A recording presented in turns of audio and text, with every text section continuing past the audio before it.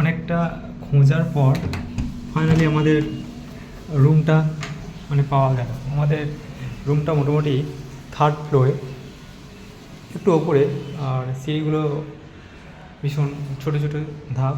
এই হচ্ছে সিঁড়িটা, ঠিক আছে, 1 2 3টে দেখতে পাচ্ছ, 3টে আমাদের 3তলাতে আমাদের সিঁড়িটা, ধাপটা এখান থেকে উঠে, আর সিঁড়িগুলো ভীষণ ছোটো। আর অ্যাকচুয়ালি আমাদের এই রুমটা বিশেষ করে এখানে এতটা গরম, এই মণিকা ঘাটের কাছে এতটা গরম, আর এত কমে রুম পাওয়াটা ভীষণ মানে মুশকিল। আর এই রুমটা যেহেতু নতুন তৈরি হয়েছে, তো তার জন্য এখানে গিয়েছে একটু রুম ভাড়াটা একটু কম। তো আমাদের একজন স্টেশনে যারা ছিল অটোওয়ালা, তাদের মধ্যে একজন আমাদেরকে এই রুমটা প্রথমে দেখিয়েছিল। তারপর আমরা ঘুরে অন্যান্য রুমের দিকে গেলাম, তো সেখানে তাদের রুম ভাড়াটা আরও বেশি, প্রায় 2000, 1800, 1600, 1700 একদিনের জন্য। কিন্তু এখানে দেখলাম যে এখানে রুম ভাড়াটা অনেকটা কম অন্যান্য এরিয়ার তুলনায়। সেই ঘুরে ঘুরে এসে এখানেই আসলাম। আমরা প্রায় 11টা থেকে এখানে ঘুরছিলাম, ঘুরে ঘুরে 12টার মধ্যে আবার এখানে আসলাম, যে এটা আমাদের রুমটা বাজেটের মধ্যে, এই রুমটা আমাদের চলে যাবে, কোনো অসুবিধা হবে না। তো প্রাইসটা আমি পরে বলছি, তোমাদের রুমটা আমি দেখাই আগে কী কী রয়েছে এর মধ্যে, ঠিক আছে।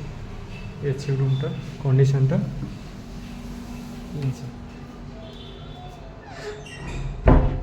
এটা ডবল লকার আছে, গেটটাকে ডবল লকার আছে। এখানে এসি নন এসি দুটোই রুম আছে, ঠিক আছে। যেহেতু গরম, আমি এসিটাকেই প্রেফার করলাম গরমের সময়। তো এই হচ্ছে রুমটার চারিদিকে অবস্থাটা, মানে ভীষণ ঠিকঠাক গাছানো রুম যেটাকে বললে হয়, ঠিক আছে। জামা শুকাই দিয়েছি, উপরে ফ্যানও আছে, লাইট করা আছে, এখানে আয়না আছে, এখানে জামা প্যান্টগুলো রাখা আছে, এখানে তো টিভি চলছে। তো এই রুমটা ঠিকঠাক পছন্দ হলো, আর তাই দেরি করলাম না, নিয়ে নিলাম। সেই থাকতে যখন হবে, আর আমরা এসেছি অনেকটা বেলাতে, 11টার দিকে। সকালের দিকে আসলে সমস্ত কিছু দেখা যেত, কিন্তু কী করবো, আর ট্রেন আস্তে আস্তে লেট করে দিয়েছে। তো সেই জন্য জাস্ট এখান থেকে আমরা স্নান ফান করে, ঘাটে আর যাইনি, ঘাটের দিকে গঙ্গার যে এরিয়াটা ওই সাইডে আমরা যাওয়া হয়নি, বিকেল থেকে আমরা বেরোবো। তো এখন এই একটু গঙ্গা থেকে একটু দূরে আছি রুমটা। তো বাজেট ফ্রেন্ডলি রুম বলতে গেলে এটাই পারফেক্ট।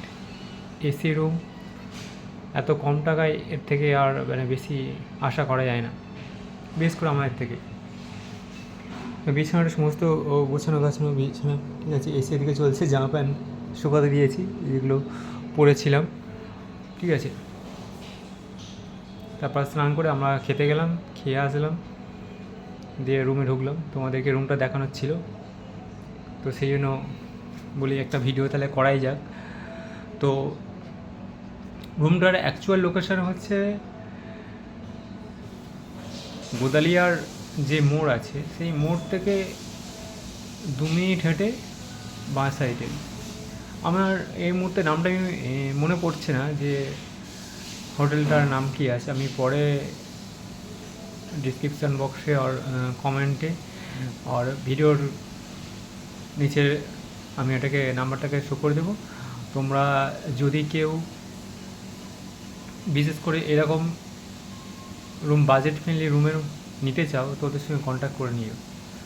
প্রথমে 1400-1500 বলছিল, তো আমি প্রথমবারেই না করে দিয়েছি। আর এই রোদের মধ্যে ভীষণ এতটা ঘুরে ঘুরে রুম খোঁয়াটা ভালো লাগছে, শরীরে নিচ্ছে না, ঘুম নেই, এমনি ট্রেনের মধ্যে যা অবস্থা তার মধ্যেই থেকেই। তো সেই জন্য আর দেরি না করে এটাকেই আমরা কনফার্ম করে দিয়েছি। হ্যাঁ, যেটা বলছিলাম যে এর বাজেটটা কত মনে হতে পারে, তোমাদের একটা অ্যাপ্রক্স একটা ধারণা থাকতে পারে যে রুমটার ভাড়াটা কত হতে পারে। তো চলো বলে দিই, এই রুমটার ভাড়াটা হচ্ছে 1200 পার ডে, একদিনের জন্য 1200 টাকা, ঠিক আছে। তো 2 দিন থাকলে ওরা তো কম করতো, তো আমি 2 দিনটার ব্যাপারটা আমি কনফার্ম করিনি যে 2 দিন থাকবো কি 1 দিন। আমি জাস্ট বলেছি 1 দিন থাকবো, 2 দিন হলে হতে পারে, না হলে নাও হতে পারে, ঠিক আছে। 2 দিনটা তো করলে আর একটু কম হতো, কেননা ওরা পুষিয়ে তো আর আমাদের টাকাটা যেত আর কি। তো আমরা তো শিওর নেই যে আমরা 2 দিন থাকবো, একদিন থাকতে পারি, তার পরের দিনও চলে যেতে পারি, ঠিক আছে।